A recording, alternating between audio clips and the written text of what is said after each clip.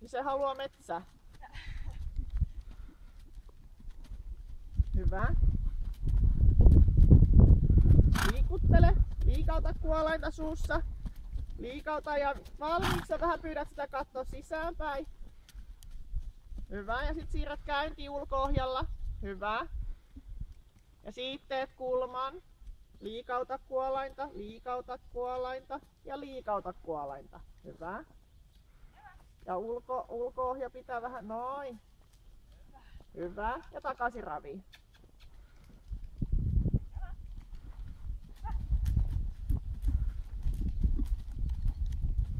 Ja liikauta. Ja liikauta. Hyvä.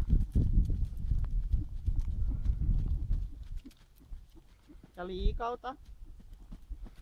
Hyvä. No ja nyt jo vähän liikuttelet taas, liikautat taas. Ja liikautat vähän, käännät, päästät, käännät, päästät. Noin, hyvä. Ja sama juttu siinä. Sen puolen kulmathan sulla on nyt huonompia.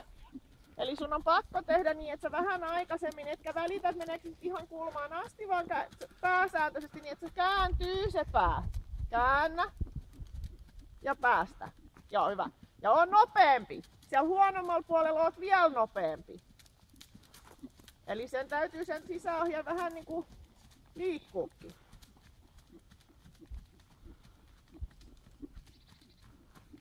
Hyvä. Toi on hyvä. Tollaseen kulmaan pyrit niissä muissakin, eiks niin? Eli käännät jo. Sä teet parempaa työtä tuolla, missä sä ajattelet, että se lähtee tallille. Niin samalla tavalla. Vaikka se tuntuu, että se menee täällä paremmin raiteilla, niin käännä. Parempi, mutta ei riittävä. No, parempi. Ja nyt tuut tuolta kulmasta sitten kokorta leikkaa.